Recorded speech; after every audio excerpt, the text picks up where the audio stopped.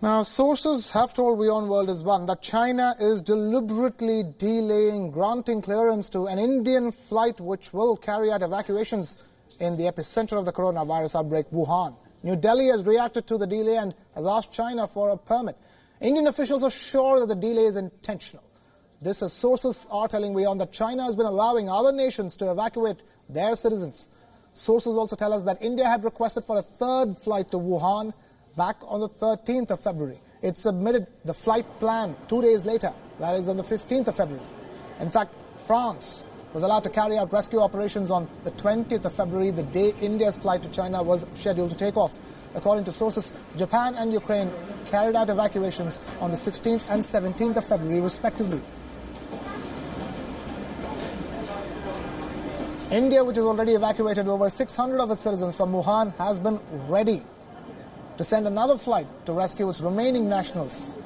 Beijing maintains that there has been no delay but has so far offered only vague explanations on the matter. The Chinese embassy in India has said that the prevention of the coronavirus in Wuhan has entered a critical stage and that the ground situation has changed.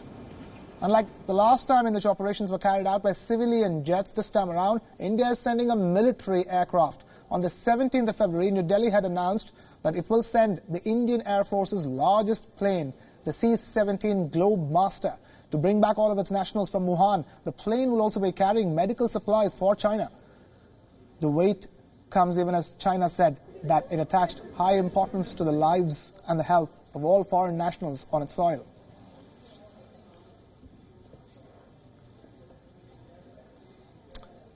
And now being joined by our principal diplomatic correspondent, Siddhant Subal, for more on this big story that we're tracking. Siddhant, talk to us. What exactly are Indian government sources telling you at this point in time? They have so far reiterated the fact that the delay by China seems intentional. Well, Krishna, it is a full-blown spat between New Delhi and Beijing over the relief flight. We know that the Indian Prime Minister had written to the Chinese President earlier this month saying that India is willing to provide any kind of help. And in fact, India is itself facing shortages but is willing to help China. And all the relief equipment was ready. It is loaded on the C-17 that was expected to leave on Friday. Remember, we are the first channel to break it on Friday evening that no clearances have been given by the Chinese side.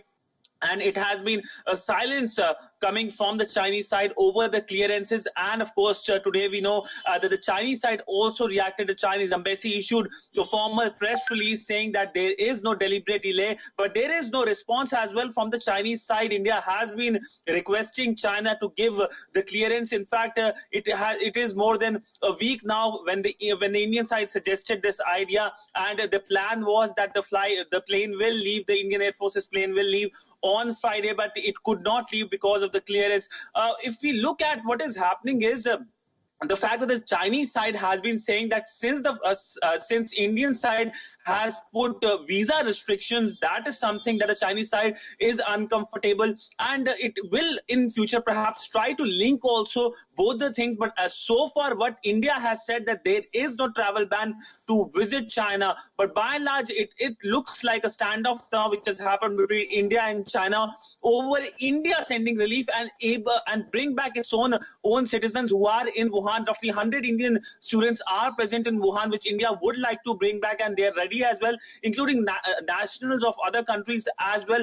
But so far what the Indian government sources have been telling to WION that China is creating a roadblock, and that is causing mental agony as well to the family members of these Indian students who are there, the family members here in Delhi.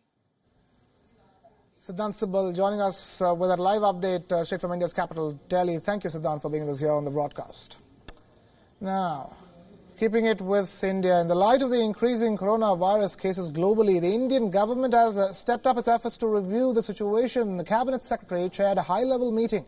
Secretaries of Health and Family Welfare, Civil Aviation, Defence, Information and Broadcasting, Home Affairs, Bureau of Immigration all attended that meeting.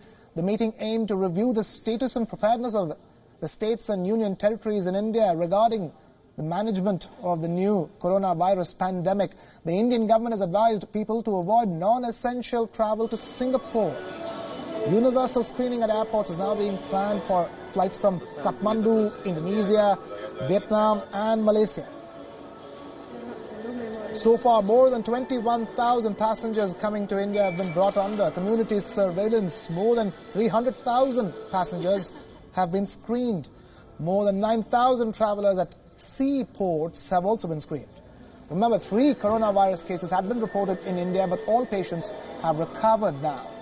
India is so far free of coronavirus. However, the Indian government's travel advisory to Singapore will have a massive impact on overseas travel for Indians. Singapore is one of the most preferred tourist destinations for Indians. Singapore's Changi Airport is one of the most interconnected hubs in the world. A flight takes off and arrives every 80 seconds, which means thousands of flights from India transit in Singapore. Singapore is also one of the top destinations for business meetings and international travel, making it more at risk of spreading the virus. However, the Indian government's advisory for Singapore travel is understandable. So far, Singapore has confirmed at least 86 cases of the coronavirus. In the past few days, Singapore has taken a number of steps to control the spread of the outbreak. It has put a highly sophisticated contact tracing mechanism in place to single out all those who have a possibility of being infected. It also shut its borders with China and enforced a 14-day leave of absence for Chinese nationals returning from mainland. Authorities have distributed masks to more than 1 million households. A government-run social media group provides daily updates to subscribers. But despite these measures, the country has not been able to fully contain the spread. Critics complain that Singapore did not close its borders with China soon enough. The outbreak has affected the country's tourism industry. The Singapore Tourism Board reported 19.1 million tourists in the year 2019, and that number is expected to drop by about 25 to 30% this year.